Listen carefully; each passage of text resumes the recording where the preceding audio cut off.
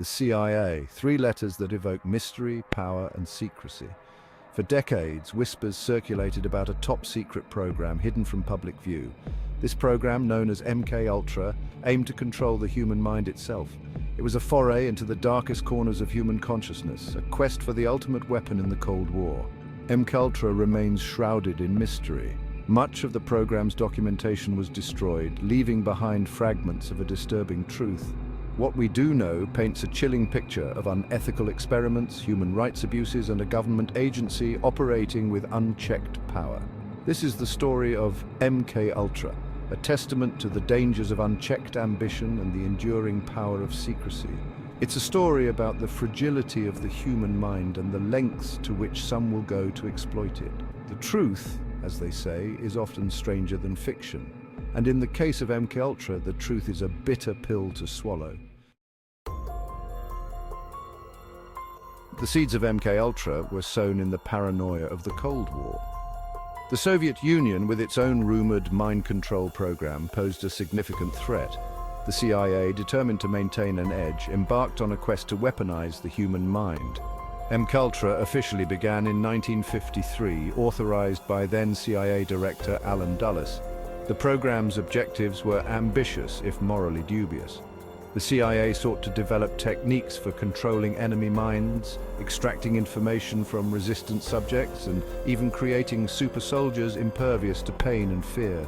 The program operated under a veil of secrecy. It was compartmentalized, meaning that only a select few knew the full extent of its activities. This secrecy, while intended to protect the program from prying eyes, also shielded it from oversight and accountability. The Cold War provided the context, but the driving force behind MKUltra was a dangerous combination of paranoia, ambition, and a chilling disregard for human life. At the helm of this shadowy program was Sidney Gottlieb, a chemist with a PhD in toxicology. Gottlieb, known for his eccentric personality and ruthless pragmatism, became the driving force behind MKUltra's most controversial experiments. Gottlieb believed that any ethical concerns were secondary to the demands of national security. Under his leadership, MKUltra expanded rapidly, encompassing over 150 individual research projects and involving dozens of universities, hospitals, and prisons across the United States and Canada. Gottlieb's methods were often brutal and inhumane. He authorized the use of LSD, electroshock therapy, hypnosis, and sensory deprivation on unwitting subjects. He believed that by breaking down a person's sense of self, he could rebuild them as programmable assets for the CIA. Sidney Gottlieb remains a controversial figure, a symbol of the dangers of unchecked power and the ethical compromises made in the name of national security. His legacy is a chilling reminder of the dark side of scientific curiosity. The subjects of MKUltra's experiments were as diverse as the methods employed. Some were unwitting participants, lured into experiments under false pretenses. Others were vulnerable individuals, like prisoners, mental patients, and drug addicts, coerced into participating with promises of early release or better treatment. Among the most infamous cases was that of Frank Olson, a CIA scientist who died under mysterious circumstances after being unknowingly dosed with LSD.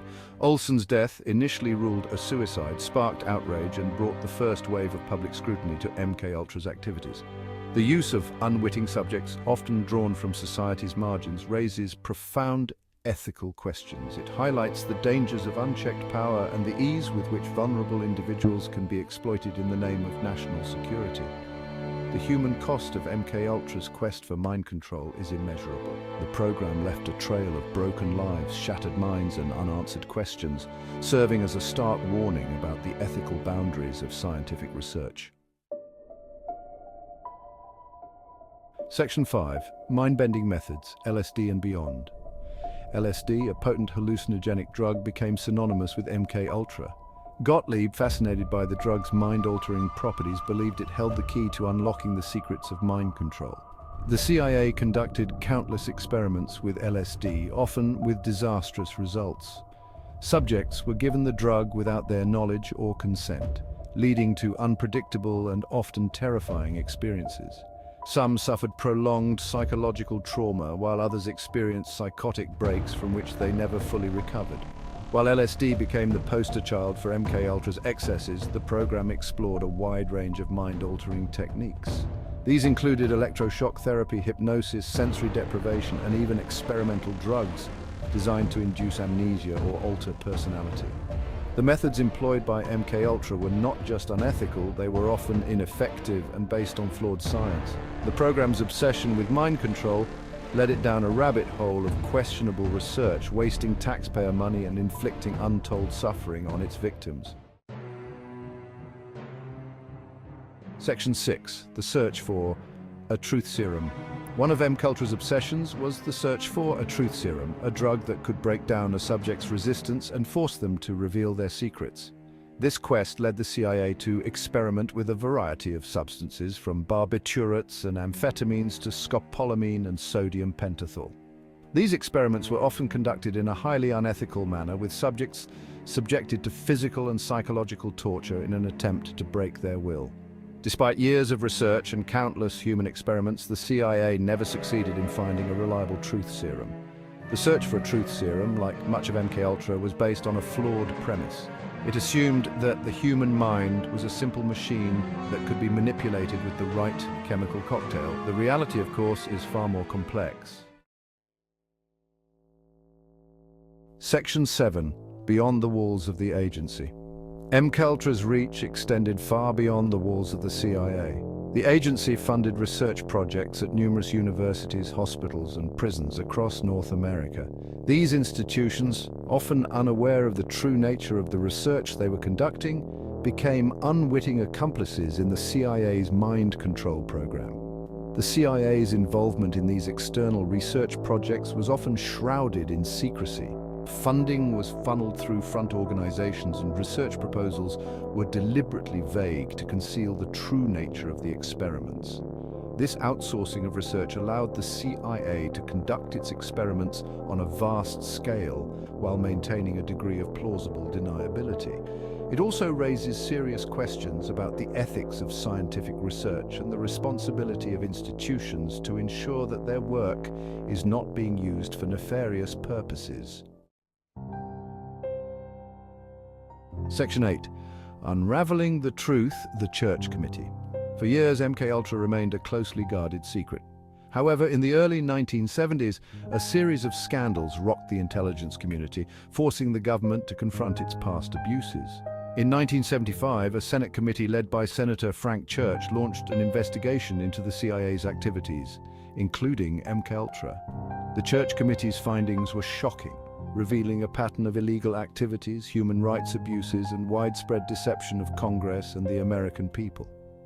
The Church Committee's investigation led to a number of reforms, including the creation of the Senate Select Committee on Intelligence to provide oversight of the intelligence community. However, the full extent of MKUltra's activities remains unknown to this day. Section 9. Justice denied, the aftermath of MKUltra. The revelations about MKUltra sparked public outrage and calls for accountability. However, justice for the victims of the program has been elusive. The CIA's destruction of most of the program's records hampered efforts to hold individuals accountable for their actions. Several victims of MKUltra filed lawsuits against the CIA, but most of these cases were dismissed on technical grounds or settled out of court. The government, citing national security concerns, has consistently resisted efforts to provide compensation or even apologies to the victims of MKUltra. The lack of accountability for the crimes of MKUltra is a stain on the American conscience. It serves as a reminder that even in a democracy, the pursuit of power can trump the rule of law and the rights of individuals. Section 10. The legacy of MKUltra: conspiracy and distrust. MKUltra cast a long shadow over the CIA and the intelligence community. The program's legacy is one of secrecy, abuse, and a profound distrust of government. The revelations about MKUltra fueled conspiracy theories and eroded public trust in institutions. The program's influence can still be felt today. The specter of MKUltra is often invoked in discussions about government surveillance, mind control, and the ethical boundaries of scientific research. MKUltra serves as a cautionary tale about the dangers of unchecked power. the importance of government transparency, and the need to safeguard individual rights, even in the face of perceived threats. It is a reminder that the pursuit of security at all costs can come at a terrible human price.